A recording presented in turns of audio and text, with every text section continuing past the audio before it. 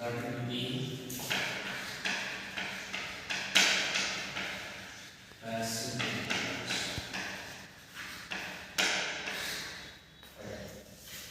So passive components ಏನಂತ ಹೇಳಿದಲ್ಲ, they are the components which only receive the energy or they consume the energy. ಹೌದಾ? ಇದರಲ್ಲಿ ನಾವು ಮೂರು ಕಂಪೋನೆಂಟ್ಸ್ಗಳನ್ನ ಸ್ಪೆಸಿಫೈ ಮಾಡಿದ್ದೇವೆ. ಯಾವ್ಯಾವ? First one is resistors,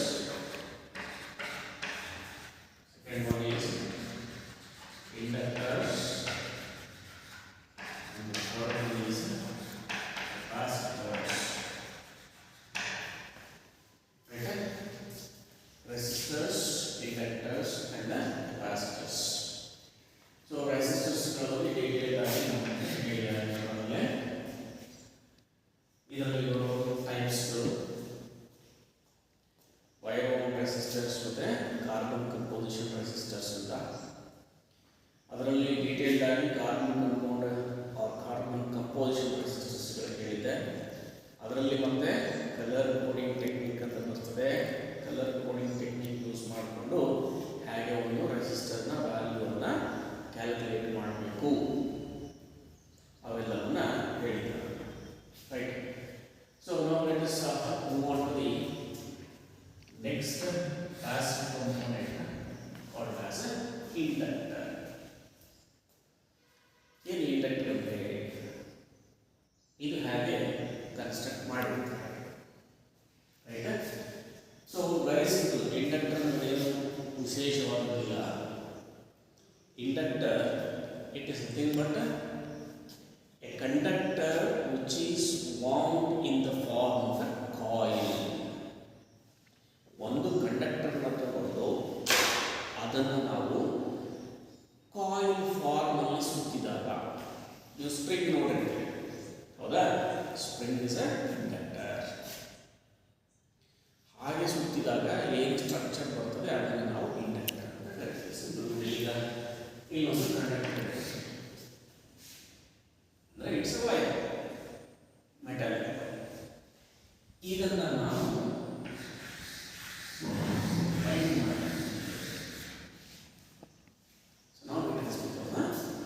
inductor. ಈ ವೈಂಡಿಂಗ್ ಅನ್ನ ಹೇಗೆ ಮಾಡ್ಬೋದು ನಾವು? ಏನು ವೈಂಡಿಂಗ್ ಇದನ್ನು ಮಾಡಬೇಕು ಏನಿಲ್ಲ, ಸುಮ್ಮನೆ ಒಂದು ಸ್ಪ್ರಿಂಗ್ ಅನ್ನ ಇಮ್ಯಾಜಿನ್ ಮಾಡಬೇಕು. ಏನಾಗಿದೆ, ಅದು ಕಾಯಿಲ್ ವೈಂಡ್ ಆಗಿದೆ, ನಡುವೆ ಎತ್ತಲಿಲ್ಲ ಗಾಳಿ, ಹೌದಾ? ಈ ಜಾಗಕ್ಕೆ ನಾವು core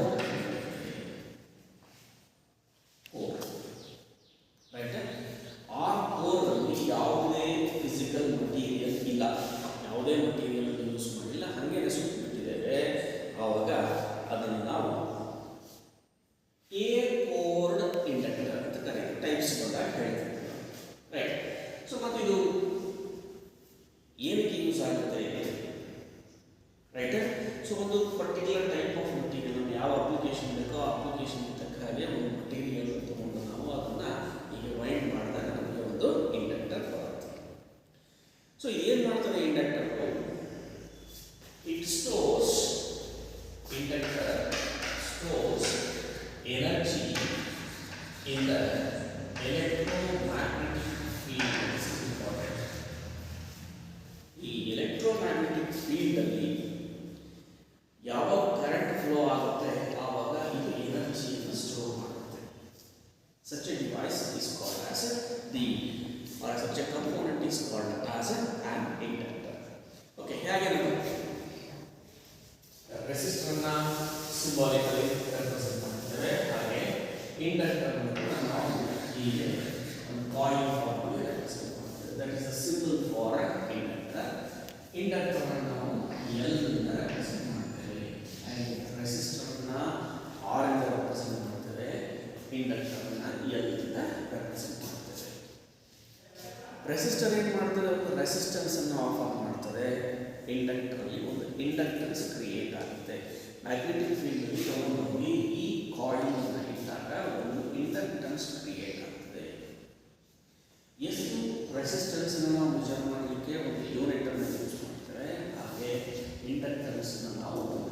Henry is the unit for specifying the inductance of a coil. ಒಂದು ಕಾಯಿಲ್ನ ಇಂಡಕ್ಟನ್ಸ್ ಅನ್ನು ಸ್ಪೆಸಿಫೈ ಮಾಡಲಿಕ್ಕೆ ನಾವು ಯೂಸ್ ಮಾಡ್ತೀವಿ ಯೂನಿಟ್, ಅದನ್ನು ನಾವು ಹೆನ್ರಿ ಅಂತ ಕರಿತೇವೆ. ಹಾಗೆ ಸ್ಪೆಸಿಫಿಕ್ ಆಗುತ್ತೆ. ಹಾಗೆ ಈ ಇಂಡಕ್ಟರ್ನ ಎಲ್ಲಿ ಯೂಸ್ ಮಾಡ್ತಾರೆ? So the inductors are normally used in tuning circuits ಅಂತ ಕರೀತಾರೆ. ಮುಂದೆ ಬರೋದಕ್ಕೆ ಟ್ಯೂನಿಂಗ್ ಸರ್ಕ್ಯೂಟ್ಸ್ ಅಂದರೆ ಏನು ಅಂತ ಹೇಳ್ತಾರೆ. ಹಾಗೆ ನಿಮಗೆ ಎಲೆಕ್ಟ್ರಿಕಲ್ ಮೋಟಾರ್ಸ್ ಬರ್ತದೆ, ಅದರಲ್ಲಿ ಡಿಫ್ರೆಂಟ್ ಟೈಪ್ಸ್ ಆಫ್ ಮೋಟಾರ್ಸ್ ಬರ್ತದೆ. One type of motor is called as induction motor. ಆ ಇಂಡಕ್ಷನ್ ಮೋಟಾರ್ಗಳಲ್ಲಿ ಮೇಜರ್ ಆಗಿ ಯೂಸ್ ಆಗೋದು ಈ ಇಂಡಕ್ಟರ್ಸ್. ಹಾಗೆ ನೀವು ಟ್ರಾನ್ಸ್ಫಾರ್ಮರ್ಸ್ಗಳನ್ನು ಸ್ಟಡಿ ಮಾಡ್ತಾ ಇದ್ರಿ, ಟ್ರಾನ್ಸ್ಫಾರ್ಮರ್ ಕೋರ್ ಮೇಲೆ ಒಂದು ಕಾಯಿಲ್ ಅನ್ನು ಸುತ್ತಿರ್ತಾರೆ, ಪ್ರೈಮರಿ ಕಾಯಿಲ್ ಮತ್ತು ಸೆಕೆಂಡರಿ ಕಾಯಿಲ್. ಇದೇ ಮತ್ತೆ ನೋಡ್ತೀವಿ ಇಂಡಕ್ಟರ್ಸ್ ಅಂದರೆ ಟ್ರಾನ್ಸ್ಫಾರ್ಮರ್ಸ್ಗಳಲ್ಲಿ ಯೂಸ್ ಮಾಡ್ತಾರೆ. ಫಿಲ್ಟರ್ಸ್ ಅಂತ ಸರ್ಕ್ಯೂಟ್ಸ್ ಬರ್ತವೆ, right? We want to remove some unwanted energy from any circuit or any device ಅಂತ ಹೇಳಿದಾಗ ನಾವು ಫಿಲ್ಟರ್ಸ್ ಅನ್ನು ಯೂಸ್ ಮಾಡ್ತೇವೆ. ಅಲ್ಲಿ ನಿಮಗೆ ಇಂಡಕ್ಟರ್ ಯೂಸ್ ಆಗುತ್ತೆ. ಚೋಕ್ಸ್ ಅಂತ ಕರೀತೀವಿ. ನಿಮ್ಮ ಈ ಟ್ಯೂಬ್ ಲೈಟ್ಗಳಲ್ಲಿ ಮುಂಚೆ ಬರ್ತಿದ್ದ ಟ್ಯೂಬ್ ಲೈಟ್ಗಳಲ್ಲಿ ಹಿಂದೆ ಒಂದು ಬ್ಲಾಕ್ ಇರ್ತಾ ಇತ್ತು, ರೈಟ್? ಆ ಬ್ಲಾಕ್ ಅನ್ನು ನಾವು ಚೋಕ್ ಅಂತ ಕರೀತೇವೆ. ಆ ಚೋಕ್ಸ್ಗಳಲ್ಲಿ ಈ ಇಂಡಕ್ಟರ್ನ ಯೂಸ್ ಮಾಡ್ತೇವೆ, ರೈಟ್? ಸೊ ಹಾಗೆ ಈ ಇಂಡಕ್ಟರ್ಸ್ಗಳನ್ನು ಯೂಸ್ ಮಾಡಿದ್ರು. ಮತ್ತು ಇಲ್ಲಿ ಹೇಳಿದೆ ನಾನು ಇಂಡಕ್ಟರ್ಗಳು ಯಾಕೆ ಸಿಗುತ್ತೆ ಅಂತ ಹೇಳಿದರೆ ಒಂದು ವೈರನ್ನು ವೈಂಡ್ ಮಾಡಿದಾಗ, ಹೌದಾ? ಇದರಲ್ಲಿ ನಮಗೆ 3 ಇಂಪಾರ್ಟೆಂಟ್ ಟೈಪ್ಸ್ ಆಫ್ ಇಂಡಕ್ಟರ್ಸ್ ಬರ್ತದೆ. ಟೈಪ್ಸ್ ಆಫ್ ಇಂಡಕ್ಟರ್ಸ್ ಒಂದು air core inductors, second one is ferrite core inductor, and third one is iron core inductor. Inductors ನಲ್ಲಿ ಬರುವ ಟೈಪ್ಸ್ ನೋಡಿ. ಕೋರ್ ಅಂತ ಬಂದಿದೆ, ಅದರ ಅರ್ಥ ಏನು? ನೀನು ಏನು ಕಾಯಿಲ್ ಅನ್ನು ವೈಂಡ್ ಮಾಡ್ತಾ ಇದೆಯಾ, ಆ ಕಾಯಿಲ್ ನಡುವೆ ಯೂಸ್ ಆಗುವುದು ಏನು? ಇಫ್ ನಥಿಂಗ್ ಈಸ್ ಯೂಸ್, ಸುಮ್ಮನೆ ಅದರಲ್ಲಿ ಸ್ಪ್ರಿಂಗ್ ಟೈಪ್ ಮಾಡಿದರೆ ನಡುವೆ ಗಾಳಿ ಇದೆ ಅಂತ ಹೇಳಿದರೆ that it's called as air core. ಅಲ್ಲಿ ಗಾಳಿಗೆ ಕೋರ್ ಆಗಿ ಯೂಸ್ ಆಗುತ್ತೆ. That is air core inductor. So ferrite core ಅಂದರೆ ಏನು? So here we are using material called as ferrite material. Materials weights ಎಲ್ಲ ಬರ್ತದೆ ನಿಮಗೆ. ಫೆರೈಟ್ ಮಟೀರಿಯಲ್ಸ್ ಅಂತ ಬರುತ್ತೆ. ನಡುವೆ ಕೋರ್ ಇದೆಯಲ್ಲ, ಆ core if it is made up of ferrite material then it is called as ferrite core inductor. So ಅದರ ಬದಲು ಐರನ್ ಏನಾದರೂ ಯೂಸ್ ಮಾಡಿದರೆ, ಐರನ್ ಏನಾದರೂ ಕೋರ್ ಆಗಿ ಯೂಸ್ ಮಾಡಿದರೆ then it is called as iron core. ಹೀಗೆ ಸೊ ಇಂಡಕ್ಟರ್ಸ್ಗಳಲ್ಲಿ ನಾವು 3 ಟೈಪ್ಸ್ಗಳನ್ನು ನೋಡ್ತೇವೆ. ಇದರ ಡೀಟೇಲ್ಸ್ ನಿಮಗೆ ಹೆಚ್ಚಾಗಿಲ್ಲ, ಬಟ್ ನಿಮಗೆ ಗೊತ್ತಿರಬೇಕಾಗಿರೋದೇನು? ಇಂಡಕ್ಟರ್ ಅಂದರೆ ಏನು, ಅದರ ಸಿಂಬಲ್ ಏನು, ಮತ್ತು ಅದಕ್ಕೆ ಯೂಸ್ ಮಾಡುವ ಯೂನಿಟ್ಸ್ ಏನು ನೋಡಿ ಹೇಳಿದ್ದೀನಿ ಕ್ಲಾಸಲ್ಲಿ. Resistor, inductor, capacitor as the 3 major components or passive components. ಇವುಗಳ ಸಿಂಬಲ್, ಡೆಫಿನಿಷನ್ ಮತ್ತು ಯೂನಿಟನ್ನು ಬರೀಬೇಕು ಅಂತ ಹೇಳಿ. ಸಿಂಬಲ್ ಬರಲಿಕ್ಕೆ ಮತ್ತು ಯೂನಿಟ್ ಬರಲಿಕ್ಕೆ 1 ಮಾರ್ಕ್ ಇರ್ತದೆ, ಡೆಫಿನೇಷನ್ ಬರಲಿಕ್ಕೆ 1 ಮಾರ್ಕ್ ಇರ್ತದೆ. ಹಾಗೆ ಇಲ್ಲಿ ಕೂಡ ಇಂಡಕ್ಟರ್ ಡಿಫೈನ್ ಮಾಡಿದರೆ 1 ಮಾರ್ಕ್, ಸಿಂಬಲ್ ಬರೆದ್ರೆ ಮತ್ತು ಅದರ ಹೆನ್ರಿ ಅಂತ ಬರೆದ್ರೆ ಅದು 1 ಮಾರ್ಕ್ ಇರ್ತದೆ. ಹಾಗೆ ಸಿಗುತ್ತೆ ನಿಮಗೆ. ಅಥವಾ ನಿಮಗೆ ಅಪ್ಲಿಕೇಶನ್ಸ್ ಆಫ್ ಇಂಡಕ್ಟರ್ಸ್ ನಾವು ಹೇಳ್ಬೋದು, ಎಲ್ಲೆಲ್ಲಿ ಈ ಇಂಡಕ್ಟರ್ಸ್ ಯೂಸ್ ಆಗ್ತದೆ ಅಂತ. ಓಕೆ, ಸೊ ನಿಮಗೆ ಡೀಟೇಲ್ಡ್ ಆಗಿರೋದು resistors ಮತ್ತು capacitors, inductors ಇಲ್ಲ. Now let's come on to the capacitors. ಮೂರನೇ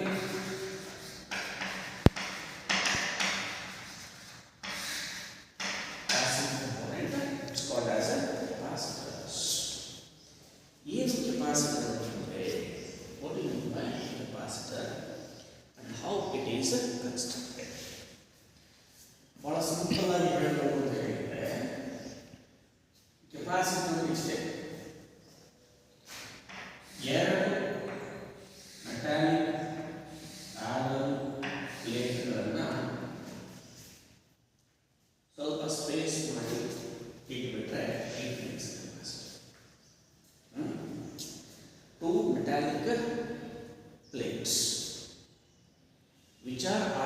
parallel to each other with some gap in between. That makes a capacitor. ಅದರ ಅರ್ಥ ಏನು? ಒಂದು ಕೆಪಾಸಿಟರ್ಲಿ ಎರಡು ಪ್ಲೇಟ್ಗಳು ಪ್ಯಾರಲಲ್ ಆಗಿ ಅರೇಂಜ್ ಆಗಿರ್ತದೆ, ನಡುವೆ ಒಂದು ಗ್ಯಾಪ್ ಇರ್ತದೆ. ಈ ಗ್ಯಾಪಲ್ಲಿ ನಾವು ಏನು ಮಾಡಬಹುದು ಅಥವಾ ಹಾಗೆ ಪ್ಯಾರಲಲ್ ಪ್ಲೇಟ್ಗಳ ನಡುವೆ ಜಾಗವನ್ನು ಹಾಗೆ ಬಿಡಬಹುದು ಅಥವಾ ನಮಗೆ ಯಾವುದು ಬೇಕೋ ಅದನ್ನು ಫಿಲ್ಅಪ್ ಮಾಡಬಹುದು. ಈ ಗ್ಯಾಪಲ್ಲಿ ಏನು ಫಿಲ್ಅಪ್ ಆಗುತ್ತೆ ಅದನ್ನು ನಾವು ಡೈಎಲೆಕ್ಟ್ರಿಕ್ ಮೀಡಿಯಂ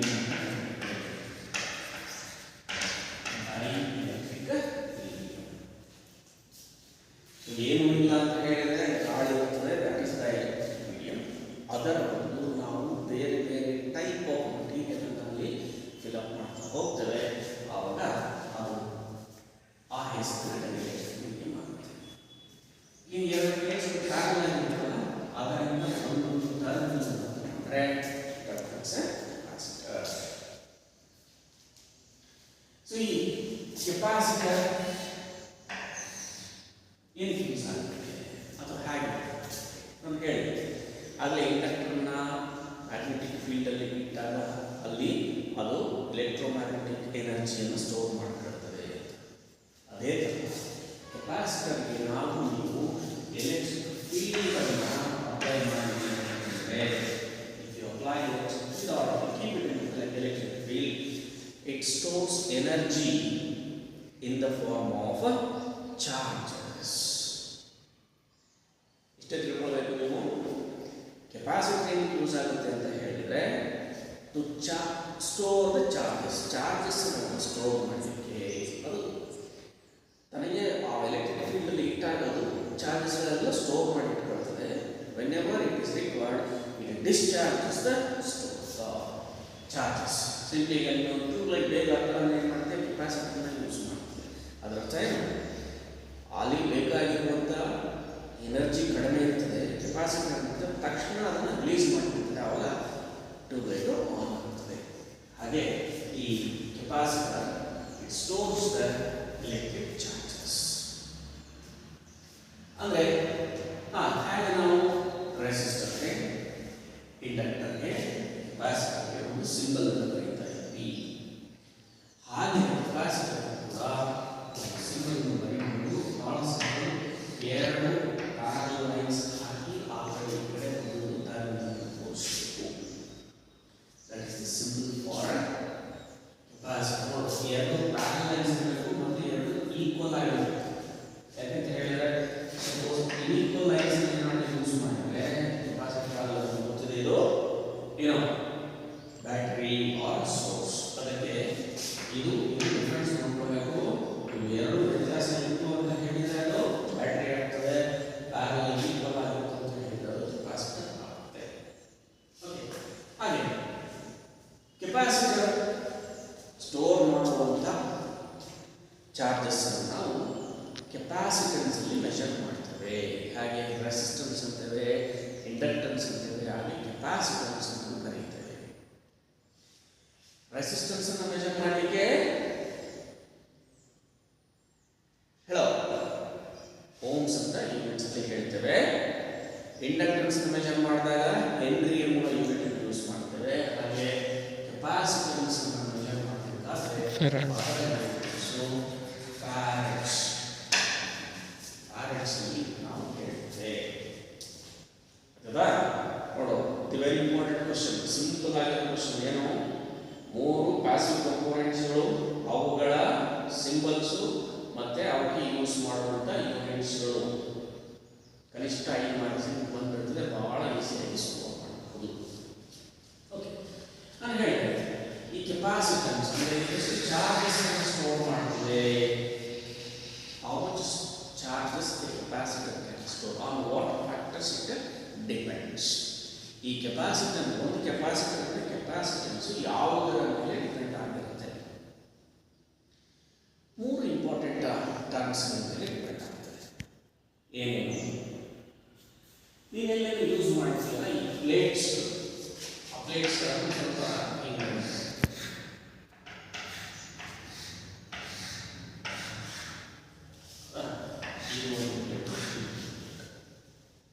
ನೋಡು, ಈ ಪ್ಲೇಟ್ ಎಷ್ಟು ಏರಿಯಾ ಇದೆ? Surface area of the plates of the capacitor. ಕೆಲವು ಸಲ ಚಿಕ್ಕ ಪ್ಲೇಟ್ ಯೂಸ್ ಮಾಡ್ತೇವೆ, ಕೆಲವು ಸಲ ದೊಡ್ಡ ಪ್ಲೇಟ್ ಅನ್ನು ಯೂಸ್ ಮಾಡ್ತೇವೆ. ಆ surface area of the plates ಮೇಲೆ ಕೆಪಾಸಿಟನ್ಸ್ ಡಿಪೆಂಡ್ ಆಗಿರುತ್ತೆ. ಒಂದು ಪಾಯಿಂಟ್. ಎರಡನೇದು, ಈ ಎರಡು ಪ್ಲೇಟ್ಗಳ ನಡುವಿನ ಡಿಸ್ಟೆನ್ಸ್ ಇದೆಯಲ್ಲ, how far they have kept, ಅವೆರಡರ ನಡುವಿನ ಗ್ಯಾಪ್ ಎಷ್ಟಿದೆ, ಅದರ ಮೇಲೆ ಅದರ ಸ್ಟೋರೇಜ್ ಕೆಪಾಸಿಟಿ ಅಥವಾ ಕೆಪಾಸಿಟನ್ಸ್ ಡಿಪೆಂಡ್ ಆಗುತ್ತೆ. ಮತ್ತೆ ಮೂರನೇದು, ಇವೆರಡರ ನಡುವೆ ಯೂಸ್ ಮಾಡಿದ್ರೆ ಡೈಎಲೆಕ್ಟ್ರಿಕ್ ಮೀಡಿಯಂ ಅಂತ ಕರೀತೇವೆ.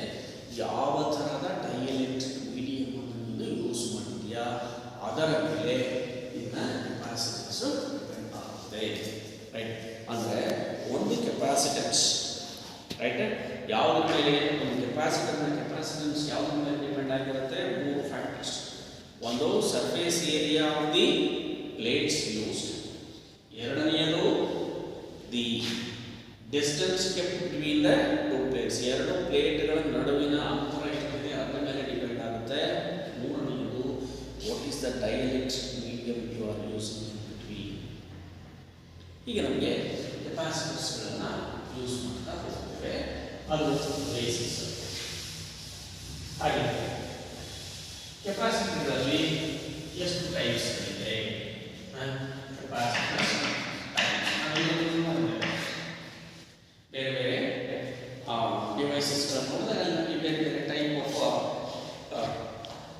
ಕಂಪೋನೆಂಟ್ಸ್ಗಳು ಸಿಗುತ್ತೆ. ಹಾಗೆ ಕೆಪಾಸಿಟರ್ಸ್ಗಳನ್ನು ನೋಡಿದಾಗ ನಮಗೆ ಇಲ್ಲಿ ನಾವು ಬೇಸಿಕ್ ಆಗಿ ಕೆಪಾಸಿಟರ್ಸ್ಗಳನ್ನು ಈ ಎರಡು ಟೈಪಲ್ಲಿ ಡಿವೈಡ್ ಮಾಡ್ತೇವೆ. Capacitors basically divide into two types. One is fixed capacitors, and the second one is variable capacitors. Fixed capacitors and variable capacitors. ಏನು ಫಿಕ್ಸ್ಡ್ ಕೆಪಾಸಿಟರ್ಸ್ ಅಂತ ಗೊತ್ತಾಗುತ್ತೆ ನಿಮಗೆ. ವೇರಿಯಬಲ್ ಮತ್ತು ಫಿಕ್ಸ್ಡ್ ವ್ಯತ್ಯಾಸ ಏನು? ಫಿಕ್ಸ್ಡ್ ಅಂತಂದರೆ ಅವುಗಳ ವ್ಯಾಲ್ಯೂ ಫಿಕ್ಸ್ ಇರುತ್ತೆ. ಅಂದರೆ ಒಂದು ಕೆಪಾಸಿಟನ್ಸ್ 100 ಫ್ಯಾರಡ್ಸ್ ಅಂತ ಹೇಳಿದರೆ ಅದು ಯಾವಾಗಲೂ 100 ಫ್ಯಾರಡ್ ಇರುತ್ತೆ. ಅದರ ವ್ಯಾಲ್ಯೂವನ್ನು ಚೇಂಜ್ ಮಾಡಲಿಕ್ಕೆ ಬರಲ್ಲ. ಆ ಥರದ ಕೆಪಾಸಿಟರ್ಸ್ಗಳನ್ನು ಫಿಕ್ಸ್ಡ್ ಕೆಪಾಸಿಟರ್ಸ್ ಅಂತ ಕರೀತೇವೆ. The capacitors whose value can be varied means change, ಹೆಚ್ಚು ಕಡಿಮೆ ಮಾಡಲಿಕ್ಕೆ ಬರುತ್ತೆ. ನಿಮ್ಮ ರಿಯೋಸ್ಟಾಟ್ ಯೂಸ್ ಮಾಡ್ತೀವಿ ನೋಡಿ, ಒಂದು ಕಡೆ ಇಟ್ಟಾಗ ಒಂದು ವ್ಯಾಲ್ಯೂ ಆಫ್ ರೆಸಿಸ್ಟೆನ್ಸ್ ಬರುತ್ತೆ, ಅದು ಇನ್ನೊಂದು ಕಡೆ ಮೂವ್ ಮಾಡಿದಾಗ ವ್ಯಾಲ್ಯೂ ಹೆಚ್ಚು ಅಥವಾ ಕಡಿಮೆ ಆಗ್ತದೆ.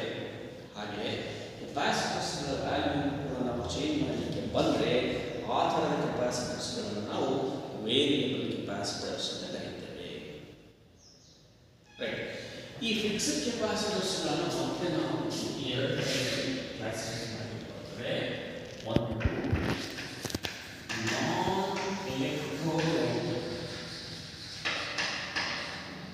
ನಾನ್ electrolytic capacitors.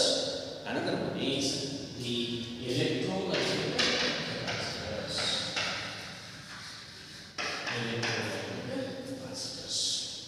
Capacitors ಅಲ್ಲಿ ಬೇಸಿಕ್ ಆಗಿ ಕ್ಲಾಸಿಫಿಕೇಶನ್ ಹಾಗೆ ಫಿಕ್ಸ್ಡ್ ಕೆಪಾಸಿಟರ್, ವೇರಿಯಬಲ್ ಕೆಪಾಸಿಟರ್. ಮತ್ತೆ ಫಿಕ್ಸ್ಡ್ ಕೆಪಾಸಿಟರ್ಸ್ ಅಲ್ಲಿ ನಾನ್ ಎಲೆಕ್ಟ್ರೋಲೈಟಿಕ್ ಮತ್ತೆ ಎಲೆಕ್ಟ್ರೋಲೈಟಿಕ್ ಅಂತ ಕರೀತೇವೆ. ನೋಡೋಣ, ಈ ನಾನ್ ಎಲೆಕ್ಟ್ರೋಲೈಟಿಕ್ ಕೆಪಾಸಿಟರ್ಸ್ ಅಂದ್ರೆ ಏನು?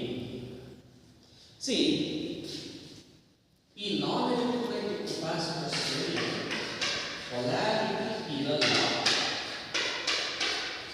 No polarity is given for non-electrolytic capacitors. ಏನು polarity ಅಂದರೆ? ಈಗ ನೋಡ್ತೇವೆ, ಒಂದು ಕೆಪಾಸಿಟರ್ನ ತಗೊಂಡ್ರೆ ಅದಕ್ಕೆ ಎರಡು ಟರ್ಮಿನಲ್ ಇದೆ. ಹೌದಾ? ಇಲ್ಲಿ ನಾವು ಜನರಲ್ ಆಗಿ ಯೂಸ್ ಮಾಡಿದಾಗ ನಾನ್ ಎಲೆಕ್ಟ್ರೋಲೈಟಿಕ್ ಕೆಪಾಸಿಟರ್ಸ್ ಅಂತ ಹೇಳಿದರೆ ಈ ಟರ್ಮಿನಲ್ಗಳಿಗೆ ಪೊಲಾರಿಟಿ ಇರುವುದಿಲ್ಲ. ಅದರರ್ಥ ಪಾಸಿಟಿವ್ ಟರ್ಮಿನಲ್, ನೆಗೆಟಿವ್ ಟರ್ಮಿನಲ್ ಅಂತ ಇರಲ್ಲ. ಯಾವ ಕೆಪಾಸಿಟರ್ಸ್ಗಳಿಗೆ ಈ ಪೊಲಾರಿಟಿಯನ್ನು ಕನ್ಸಿಡರ್ ಮಾಡೋದೇ ಇಲ್ಲವೋ ಅವು ನಾನ್ ಎಲೆಕ್ಟ್ರೋಲೈಟಿಕ್ ಕೆಪಾಸಿಟರ್ಸ್ ಆಗುತ್ತೆ. ಇದು ಯಾವ ಕಡೆಗಾದ್ರೂ ಕನೆಕ್ಟ್ ಮಾಡ್ಬೋದು. ಇದನ್ನು ಬ್ಯಾಟ್ರಿಯ ಪಾಸಿಟಿವ್ ಕನೆಕ್ಟ್ ಮಾಡ್ಕೋ ಅಥವಾ ನೆಗೆಟಿವ್ ಇದು ಪಾಸಿಟಿವ್ಗೆ ಈ ಕಡೆ ಕನೆಕ್ಟ್ ಮಾಡೋ, ಪಾಸಿಟಿವ್ ಈಗ ನೆಗೆಟಿವ್ ಈಗ ಕನೆಕ್ಟ್ ಮಾಡೋ, ಅಂದರೆ ಪೊಲಾರಿಟಿಯ ರಿಕ್ವೈರ್ಮೆಂಟ್ ಇಲ್ಲದೆ ಇರುವ ಕೆಪಾಸಿಟರ್ಸ್ಗಳನ್ನು ನಾನ್ ಎಲೆಕ್ಟ್ರೋಲೈಟಿಕ್ ಕೆಪಾಸಿಟರ್ಸ್ ಅಂತ ಕರೀತೇವೆ. They can be connected in any directions. ಅವುಗಳನ್ನು ನಾವು ನಾನ್ ಎಲೆಕ್ಟ್ರೋಲೈಟಿಕ್ ಕೆಪಾಸಿಟರ್ಸ್ ಅಂತ ಕರೀತೇವೆ. ಕೆಲವು ಎಕ್ಸಾಂಪಲ್ಸ್ಗಳು ಪೇಪರ್ ಕೆಪಾಸಿಟರ್ಸ್ ಅಂತ ಕರೀತೇವೆ, ಮೈಕಾ ಕೆಪಾಸಿಟರ್ಸ್ ಅಂತ ಕರೀತೇವೆ. These are all the examples for non-electrolytic capacitors. ಹಾಗೆ ಇನ್ನೊಂದು ಬರ್ತದೆ ಸಿರಾಮಿಕ್ ಕೆಪಾಸಿಟರ್ಸ್. ಸೊ ನಾನ್-ಎಲೆಕ್ಟ್ರೋಲೈಟಿಕ್ ಕೆಪಾಸಿಟರ್ಸ್ ಅಲ್ಲಿ ಪೊಲಾರಿಟಿಯ ರಿಕ್ವೈರ್ಮೆಂಟ್ ಇರೋದಿಲ್ಲ, ಅದನ್ನು ಯಾವ ಡೈರೆಕ್ಷನ್ ಆದರೂ ಕನೆಕ್ಟ್ ಮಾಡ್ಕೊಳ್ಬೋದು. ಅದಕ್ಕೆ ಎಕ್ಸಾಂಪಲ್ಸ್ಗಳು ಪೇಪರ್ ಕೆಪಾಸಿಟರ್ಸ್ ಬರ್ತದೆ, ಮೈಕಾ ಕೆಪಾಸಿಟರ್ ಬರ್ತದೆ, ಸಿರಾಮಿಕ್ ಕೆಪಾಸಿಟರ್ ಬರ್ತದೆ. So once again, with what material these capacitors are constructed, based on that they are considered as paper capacitor, mica capacitor ಮತ್ತು ceramic capacitor ಅಂತ consider ಮಾಡ್ತಾರೆ. Right, ಇವುಗಳ details ಹೆಚ್ಚಾಗಿಲ್ಲ, just ನಿಮ್ಮ ಕ್ಯೂರಿಯಾಸಿಟಿಗೆ ಹೇಳ್ತಾರೆ. Paper capacitor ಅಂತ ಹೇಳಿದರೆ ಎರಡು ಥಿನ್ ಫಾಯಿಲ್ ಆಫ್ ಶೀಟ್ಸ್ ಇರ್ತವೆ. ಭಾಳ ಥಿನ್ ಆಗಿರುವಂಥ ಶೀಟ್ಸ್ಗಳು ಯೂಸ್ ಆಗಿರ್ತದೆ. ಹೀಗೆ ಒಂದರ ಪಕ್ಕಕ್ಕೆ ಒಂದು ಎರಡು ಥಿನ್ ಶೀಟ್ಸ್ ಆಫ್ ಫಾಯಿಲ್. ಈ ನೋಡಿ, ನಾನು ಹೇಳಿದೆ ಪ್ಯಾರಲಲ್ ಆಗಿರುತ್ತೆ, ಇದರ ಮಧ್ಯೆ ಯೂಸ್ ಮಾಡ್ತಾರೆ ಅಂತ ಹೇಳಿದ್ರೆ, ಇಫ್ ಇನ್ ಬಿಟ್ವೀನ್ ದೆಮ್ ಈ ವ್ಯಾಕ್ಸ್ ಪೇಪರ್ ಅಥವಾ ಟಿಶ್ಯೂ ಪೇಪರ್ ಅಂತ ಕರೀತಾರೆ. Wax paper or tissue paper is dielectric medium ಆಗಿ ಯೂಸ್ ಆಗಿದ್ರೆ, it is rolled in between the two thin foils of sheets, then ಇದು ಮಾಡಬಹುದು, ಇದನ್ನ ರೋಲ್ ಮಾಡಿರ್ತಾರೆ. ಅರ್ಥ ಆಗ್ತಿದೆಯಾ? ಒಂದು ಫಾಯಿಲ್ ಇನ್ಸೈಡ್ ಇನ್ನೊಂದು ಫಾಯಿಲ್, ಅದರ ನಡುವೆ ಟಿಶ್ಯೂ ಪೇಪರ್ ಅಥವಾ ವ್ಯಾಕ್ಸ್ ಪೇಪರ್ನ ಡೈಎಲೆಕ್ಟ್ರಿಕ್ ಮೀಡಿಯಂ ಆಗಿ ಯೂಸ್ ಮಾಡಿ ಇದಿಷ್ಟನ್ನು ಒಂದು ಪ್ಲಾಸ್ಟಿಕ್ ಕೇಸಲ್ಲಿ ಹಾಕಿಬಿಡ್ತಾರೆ, ಒಂದು ಪ್ಲಾಸ್ಟಿಕ್ ಕ್ಯಾಪ್ಸೂಲಲ್ಲಿ ಹಾಕಿಬಿಟ್ರೆ ಅದು ನಿನ್ನ ಪೇಪರ್ ಕೆಪಾಸಿಟರ್ ಆಗುತ್ತೆ. ರೈಟ್, ಈ ಪೇಪರ್ ಕೆಪಾಸಿಟರ್ಸ್ಗಳು ನಿಮಗೆ ಎಷ್ಟು ಕಡಿಮೆ ವ್ಯಾಲ್ಯೂ ಇದೆ, ಎಷ್ಟು ಒಂದು ಸಿಗುತ್ತೆ ಅಂತ ಹೇಳಿದರೆ 0.001 ಮೈಕ್ರೋಫ್ಯಾರಡ್ ಟು 2 ಮೈಕ್ರೋಫ್ಯಾರಡ್ಸ್. ಮೈಕ್ರೋ ಅಂದರೆ ಭಾಳ ಚಿಕ್ಕದು, ಅಷ್ಟು ಕಡಿಮೆ ವ್ಯಾಲ್ಯೂವಿನ ಕೆಪಾಸಿಟನ್ಸ್ ಏನಾದರೂ ಬೇಕಂದರೆ ನೀನು ಈ ಪೇಪರ್ ಕೆಪಾಸಿಟರ್ಗೆ ಹೋಗಲಿಕ್ಕೆ ಬರುತ್ತೆ. ರೈಟ್, ಹಾಗೆ ಮೈಕಾ ಕೆಪಾಸಿಟರ್ ಅಂತ ಹೇಳ್ತಾರೆ. ಇಲ್ಲೇನು ಮಾಡ್ತಾರೆ, ಈ ನಂಬರ್ ಆಫ್ ಮೆಟಲ್ ಪ್ಲೇಟ್ಸ್ಗಳನ್ನು ಯೂಸ್ ಮಾಡ್ತಾರೆ.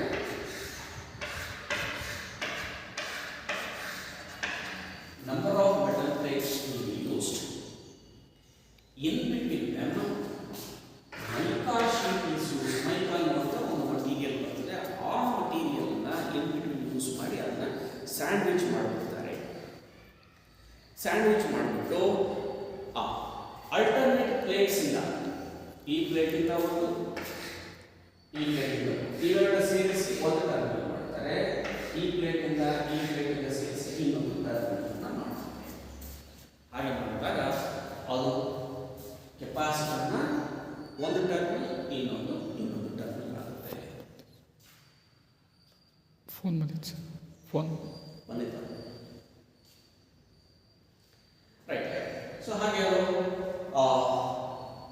ಮೈಕಾ ಕೆಪಾಸಿಟರ್ಸ್ ಕೂಡ ಒಂದ್ಸಲ ಇದೆಲ್ಲದನ್ನು ಸೇರಿಸಿ ಒಂದು ಪ್ಲಾಸ್ಟಿಕ್ ಕ್ಯಾಪ್ಸೂಲಲ್ಲಿ ಹಾಕಿಬಿಡ್ತಾರೆ. ಇದರ ವ್ಯಾಲ್ಯೂ 50 to 500 ಪಿಕೋಫ್ಯಾರಡ್ ಇರುತ್ತೆ. ಮೈಕ್ರೋಫ್ಯಾರಡ್ಗಿಂತ ಕಡಿಮೆ ವ್ಯಾಲ್ಯೂ ಬೇಕಾದಾಗ ನೀವು ಈ ಮೈಕಾ ಕೆಪಾಸಿಟರ್ಗೆ ಹೋಗಬೇಕಾಗುತ್ತದೆ. ರೈಟ್, ಹಾಗೆಯೇ ಸಿರಾಮಿಕ್ ಕೆಪಾಸಿಟರ್ ಯೂಸ್ ಮಾಡ್ತಾರೆ. ಇದರಲ್ಲಿ ನಿಮಗೆ ಸಿರಾಮಿಕ್ ಮಟೀರಿಯಲ್ ಅನ್ನು ಯೂಸ್ ಮಾಡಿ ಕನ್ಸ್ಟ್ರಕ್ಟ್ ಮಾಡಿದ್ರೆ ಅದನ್ನು ನಾವು ಸಿರಾಮಿಕ್ ಕೆಪಾಸಿಟರ್ ಅಂತ ಕರೀತೀವಿ. ಸೊ ಹಾಗೆ ಈ ನಾನ್ ಎಲೆಕ್ಟ್ರೋಲೈಟಿಕ್ ಕೆಪಾಸಿಟರ್ ಅಫ್ಕೋರ್ಸ್ ಇವುಗಳ ವ್ಯಾಲ್ಯೂ ಫಿಕ್ಸ್ ಆಗಿರ್ತದೆ. ಆ ಕೆಪಾಸಿಟರ್ನ ನಾವು ಫಿಕ್ಸ್ಡ್ ಕೆಪಾಸಿಟರ್ಸ್ ಅಂತ ಅಥವಾ ನಾನ್ ಎಲೆಕ್ಟ್ರೋಲೈಟಿಕ್ ಫಿಕ್ಸ್ಡ್ ಕೆಪಾಸಿಟರ್ಸ್ ಅಂತ ಕರೀತೀವಿ. So coming to the next one is electrolytic capacitors. Fixed capacitor ಇನ್ನೊಂದು electrolytic. Electrolytic capacitor see ಸ್ವಲ್ಪ ಸ್ಪೆಷಲ್ ಇದೆ ಇದು. ಇದರಲ್ಲಿ ಏನು ಮಾಡ್ತಾರೆ, ಎಲೆಕ್ಟ್ರೋಲೈಟ್ ಮಟೀರಿಯಲ್ ಅನ್ನು ನೆಗೆಟಿವ್ ಪ್ಲೇಟ್ ಆಗಿ ಯೂಸ್ ಮಾಡ್ತಾರೆ. Say for example carbon salt ಅಂತ ಕರಿತೀವಿ, ಇಟ್ಸ್ ಎಲೆಕ್ಟ್ರೋಲೈಟಿಕ್ ಮಟೀರಿಯಲ್. ಇದನ್ನು ನಾವು ನೆಗೆಟಿವ್ ಟರ್ಮಿನಲ್ ಆಗಿ ಯೂಸ್ ಮಾಡ್ತೇವೆ. ಅಲ್ಯೂಮಿನಿಯಂನ ಪಾಸಿಟಿವ್ ಟರ್ಮಿನಲ್ ಆಗಿ ಯೂಸ್ ಮಾಡ್ತೇವೆ. ಇವೆರಡರ ನಡುವೆ ನೋಡು, ಅಲ್ಯೂಮಿನಿಯಂ ಆಕ್ಸೈಡ್ ಅನ್ನುವಂಥ ಒಂದು ಮಟೀರಿಯಲ್ ಅನ್ನು ಡೈಎಲೆಕ್ಟ್ರಿಕ್ ಮೀಡಿಯಂ ಆಗಿ ಯೂಸ್ ಮಾಡಿದಾಗ ನಮಗೆ ಎಲೆಕ್ಟ್ರೋಲೈಟಿಕ್ ಕೆಪಾಸಿಟರ್ಸ್ ಬರ್ತದೆ. ಏನು ಇಟ್ಕೊಳ್ಬೇಕು, ಒಂದು ನೆಗೆಟಿವ್ ಪ್ಲೇಟ್ ಆಗ್ತದೆ, ಇನ್ನೊಂದು ಪಾಸಿಟಿವ್ ಪ್ಲೇಟ್ ಆಗ್ತದೆ. ಎಲೆಕ್ಟ್ರೋಲೈಟಿಕ್ ಮಟೀರಿಯಲ್ ನೆಗೆಟಿವ್ ಪ್ಲೇಟ್ ಆಗ್ತದೆ, ಅಲ್ಯೂಮಿನಿಯಂ ಮಟೀರಿಯಲ್ ಪಾಸಿಟಿವ್ ಪ್ಲೇಟ್ ಆಗ್ತದೆ. ಅವೆರಡರ ನಡುವೆ ಅಲ್ಯೂಮಿನಿಯಂ ಆಕ್ಸೈಡನ್ನು ಡೈಎಲೆಕ್ಟ್ರಿಕ್ ಮೀಡಿಯಂ ಆಗಿ ಯೂಸ್ ಮಾಡಿದಾಗ ನಮಗೆ ಈ ಎಲೆಕ್ಟ್ರೋಲೈಟಿಕ್ ಕೆಪಾಸಿಟರ್ ಬರ್ತದೆ. ಈ ಎಲೆಕ್ಟ್ರೋಲೈಟಿಕ್ ನಾನ್ ಎಲೆಕ್ಟ್ರೋಲೈಟಿಕ್ ಡಿಫರೆನ್ಸ್ ಏನು ಅಂತ ಹೇಳಿದರೆ, ನಾನ್ ಎಲೆಕ್ಟ್ರೋಲೈಟಿಕ್ಗೆ ಪೊಲಾರಿಟಿಯ ರಿಕ್ವೈರ್ಮೆಂಟ್ ಇರುವುದಿಲ್ಲ. ಅದನ್ನು ಯಾವ ಡೈರೆಕ್ಷನ್ ನೀನು ಕನೆಕ್ಟ್ ಮಾಡಬಹುದು. whereas electrolytic capacitors there is a requirement of polarity correct ಆಗಿ ಫಾಲೋ ಮಾಡಬೇಕು. ಆಗಲೇ ಹೇಳಿದಕ್ಕೆ ನಾವು ಒಂದು ಪ್ಲೇಟ್ ನೆಗೆಟಿವ್ ಆಗುತ್ತೆ, ಇನ್ನೊಂದು ಪ್ಲೇಟ್ ಪಾಸಿಟಿವ್ ಆಗುತ್ತೆ. ಸಪೋಸ್ ನೀನೇನಾದರೂ ಸರ್ಕ್ಯೂಟಲ್ಲಿ ಎಲೆಕ್ಟ್ರೋಲೈಟಿಕ್ ಕೆಪಾಸಿಟರನ್ನು ಯೂಸ್ ಮಾಡ್ತೀಯ ಅಂತ ಹೇಳಿದರೆ ಆವಾಗ ಏನು ಮಾಡಬೇಕಾಗ್ತದೆ, ಯಾವುದು ಪಾಸಿಟಿವ್ ಟರ್ಮಿನಲ್ ನೋಡಿ, ಯಾವಾಗ ಸಿಂಬಲ್ಸ್ ಚೇಂಜ್ ಆಗ್ತದೆ. ನಾನ್ ಎಲೆಕ್ಟ್ರೋಲೈಟಿಕ್ ಕೆಪಾಸಿಟರ್ಸ್ಗಳಿಗೆ ನಾವು ಪ್ಯಾರಲಲ್ ಆಗಿ ಎರಡು ಲೈನ್ಗಳನ್ನು ಹಾಕಿಬಿಡ್ತೇವೆ. ವರಾಸ್ ಈ ಎಲೆಕ್ಟ್ರೋಲೈಟಿಕ್ ಕೆಪಾಸಿಟರ್ಗೆ ಒಂದು ಲೈನನ್ನು ಸ್ಟ್ರೇಟ್ ಹಾಕ್ತೇವೆ, ಇನ್ನೊಂದು ಲೈನ್ ಸ್ವಲ್ಪ ಕರ್ವ್ ಆಗ್ತದೆ.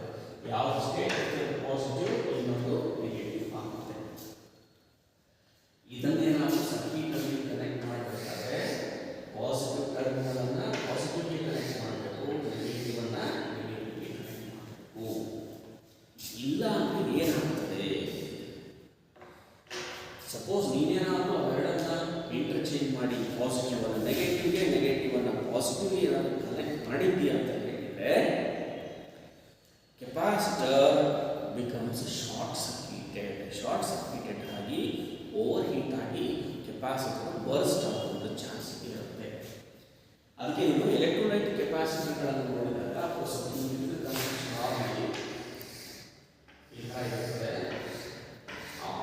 ಎರಡು ಟರ್ಮಿನಲ್ಗಳು ಇಲ್ಲಿ ಬಂದಿರ್ತದೆ. ಇಲ್ಲಿಂದ ನಿಮಗೆ ಒಂದು ಕಡೆಗೆ ಪ್ಲಸ್ ಮಾರ್ಕ್ ಇರ್ತದೆ, ಇನ್ನೊಂದು ಕಡೆಗೆ ಮೈನಸ್ ಮಾರ್ಕ್ ಇರ್ತದೆ. ನಾನ್ ಎಲೆಕ್ಟ್ರೋಲೈಟಿಕ್ ಟೈಪ್ಗಳಿಗೆ ಪ್ಲಸ್ ಮತ್ತು ಮೈನಸ್ ಚಿಹ್ನೆ ಇರಲ್ಲ. ಎಲೆಕ್ಟ್ರೋಲೈಟಿಕ್ ಟೈಪ್ಗೆ ಮಾತ್ರ ಇರ್ತದೆ. ಆವಾಗ ನೀವು ಅದನ್ನು ಯೂಸ್ ಮಾಡಬೇಕಾದ್ರೆ ಭಾಳ ಹುಷಾರಾಗಿರಬೇಕು. ಪಾಸಿಟಿವ್ ಟರ್ಮಿನಲ್ ಕನೆಕ್ಟ್ ಮಾಡಬೇಕು, ನೆಗೆಟಿವ್ ಟರ್ಮಿನಲನ್ನು ನೆಗೆಟಿವ್ ಟರ್ಮಿನಲ್ಗೆ ಕನೆಕ್ಟ್ ಮಾಡಬೇಕು. ಇಲ್ಲಾಂದ್ರೆ ಏನಾಗ್ತದೆ, ಕೆಪಾಸಿಟರ್ ಶಾರ್ಟ್ ಸರ್ಕ್ಯೂಟ್ ಆಗಿ ಅದು ಬರ್ಸ್ಟ್ ಆಗುವಂಥ ಚಾನ್ಸ್ ಇರ್ತದೆ. ನೋಡಿ, ಇವೆಲ್ಲವೂ ಫಿಕ್ಸ್ಡ್ ಕೆಪಾಸಿಟರ್ಸ್ ಆಯಿತು.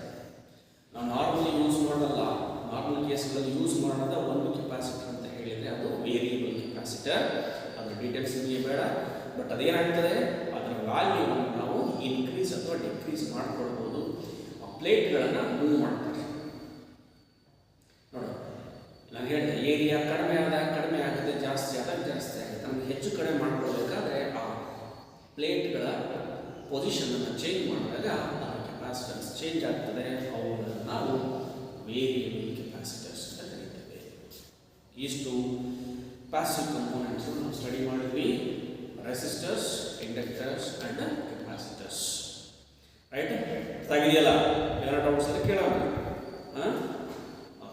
So next we should start with again an important topic here, ಸೆಮಿಕಂಡಕ್ಟರ್ಸ್ಗಳನ್ನು ನೆಕ್ಸ್ಟ್ ಕ್ಲಾಸಲ್ಲಿ ಸ್ಟಾರ್ಟ್ ಮಾಡ್ತಾ ಹೋಗೋಣ.